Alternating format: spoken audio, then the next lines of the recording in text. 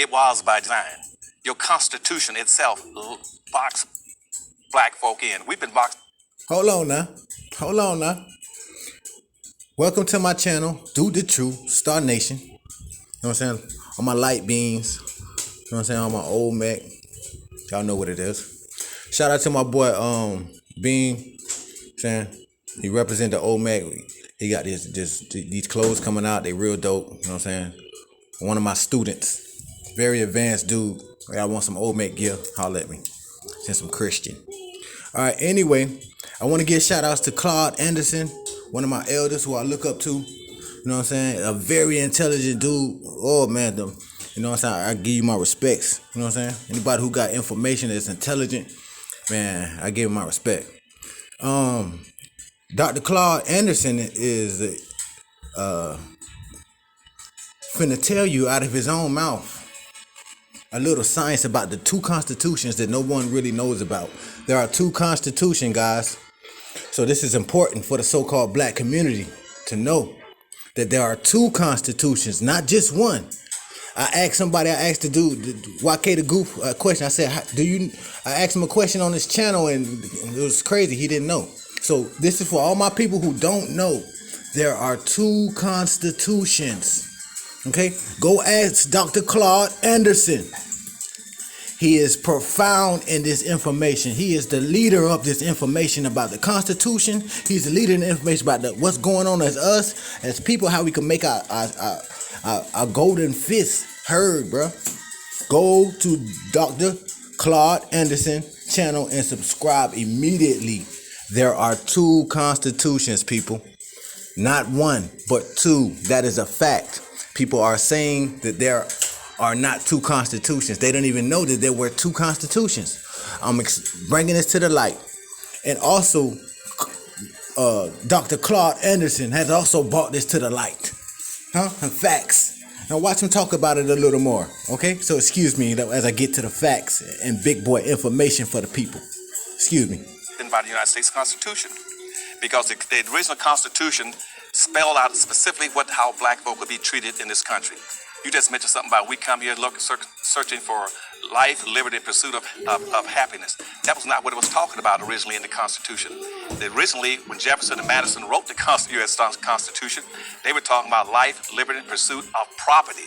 Because in the Constitution, black folk were defined as property. 3/5 of a human being, equal to a field animal, and you were treated as property. There's nothing in the Constitution that addresses the issues for black folk. We are locked and boxed into the Constitution. Yes, sir. And until we go back and address that issue, black folk can never get out of it. And you can't get out of it secondarily, out of this box, because the United States Supreme Court put the lock on the box. The United States Supreme Court right now says, let's go back to the original intent of the Constitution, which says black folks should be 3/5 of a human being, property, and equal to a field animal. That's throughout the Constitution. It's never changed. And the United States Supreme Court then, in the Madison and Marbury. Did y'all know that there are two constitutions? Did y'all know that a constitution is different from an amendment? Some people that y'all follow, like ykdagoof, don't even know the difference between a constitution and an amendment. How embarrassing is that? And you're supposed to be leading a conscious community of the elites and all that. Y'all don't even know the difference between a constitution and an amendment. Anyway, Dr. Claude Anderson is finna give you all the information you need to know about the two constitutions that this dude don't know exist. Constitution 1803 says that we're going to make sure that we abide by that. And then later on in 1857, in the Dred Scott decision, says black folk have no rights that white folks are bound to respect. The Constitution have you locked and boxed, and the United States Supreme Court can make sure you never get out of that box. That is the most racist organization in America. 57 of the first people appointed to the United States Supreme Court were slave owners, and subsequently most of them have been racist. So you're not going to get out of the box unless you go back and address these issues structurally on behalf of black folk. I like to think that I'm a relatively aware and conscientious individual. I kind of have to be trying to do what I do. But I've read a couple of your highly illuminating informative books. That is a fact. This one here is Black Labor, Whoa. White Wealth. Y'all go get these books. These Search books. for Power and Economic Justice. Go get these books, And y'all. you Please. have an appendix Support in my- this book my elder. that sort of blew my mind as I was reading down it. And that was, it's titled Boundary Safeguards and Restrictions in Southern States. And you mentioned many things, like in 1619, the Maryland segregation policy, which we're right here on the doorstep of Maryland, recommended that blacks be socially included, and so many other things in this particular appendix here. But when I got down to the year 1775, Oh, there you go. there was something called the Virginia Runaway Law that allowed the sale or execution of slaves attempting to flee slavery. And I thought that I would bring this up in this discussion because oftentimes there are people who say, oh my God, why are you still talking about slavery?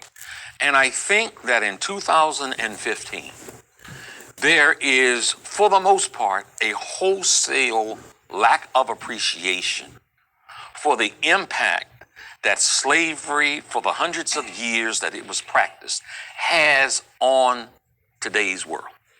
Right. And see, black folk are still under the impact of 360 years of slavery and another 100 years of Jim Crow semi-slavery. I didn't hear the first part you said. That they're still being burdened, they're overburdened by slavery because no one has addressed the negative impact of slavery on black folk. It's never been addressed.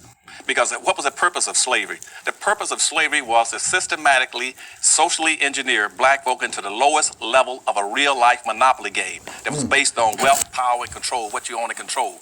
And slavery itself then maldistributed almost 100% of all this nation's wealth, power, resource, privileges, and controls of all levels of government into the hands of the dominant white society.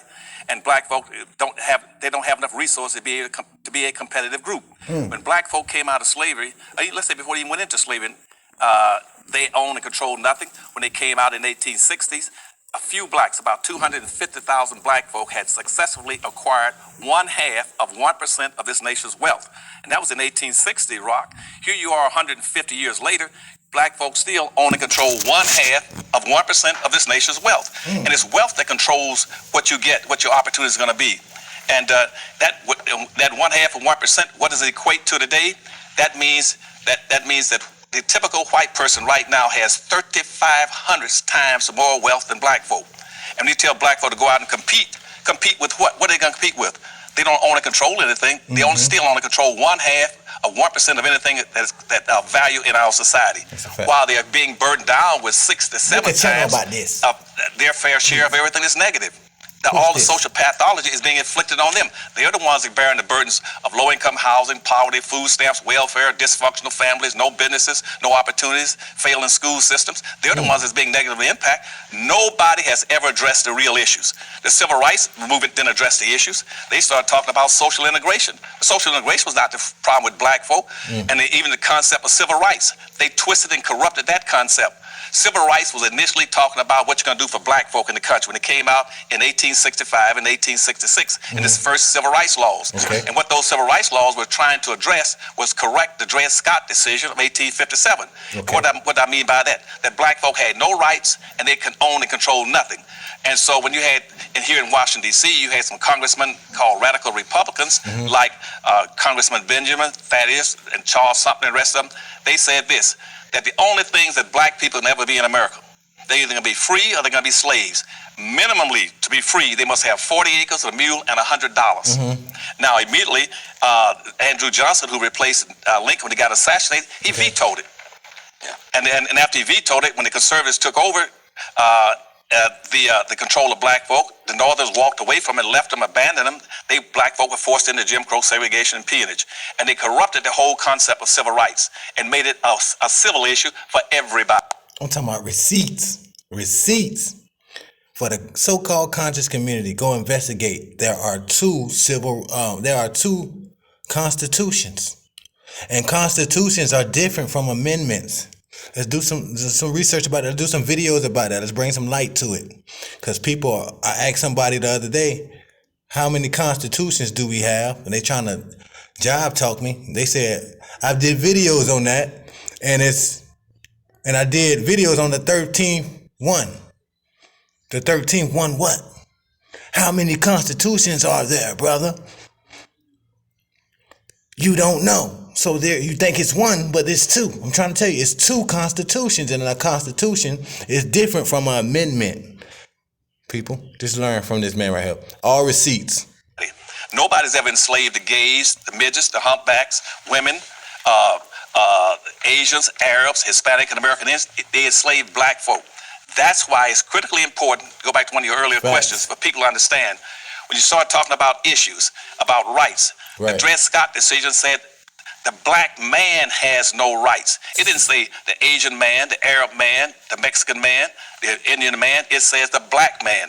So what's happening now is that the whole concept of civil rights and social integration, all this has been mal-distributed, and it's been corrupted into what we call fabricated classes. They're getting all the benefits that black folks should be getting today. Right. All these, and it's intentionally and being designed to make sure everything is moved away from black folk and the lock in the box stays on black folks so they never get out of it. Facts. There are those that would challenge you to say that you discuss about civil rights, because it almost sounds as if you're saying that the struggle of the civil rights movement didn't yield fruit.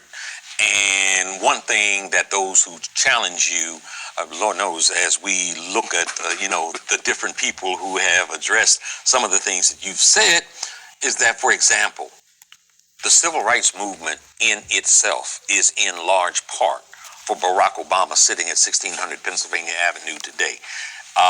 Do you discount the importance of him sitting, or is it as important as proponents would say it is that he sits there in the White House? Oh yeah, it's most definitely important in a social context and in a symbolic concept. Very important, because, and unfortunately, that's what black folk have been fed for 150 years. It's symbolic achievements, symbolic success. Thank you, Dr. Claude Anderson, for all your information and your contribute to the so-called black community, which me and you know is fake. But thank you for all your contributes, man, all the information you have brought to my people, brought to us as intelligent so-called black people. Anybody who has intelligence and so-called supposed to be up, they supposed to know about Dr. Claude Anderson. Go to his channel, go subscribe. Big up to Dr. Claude Anderson.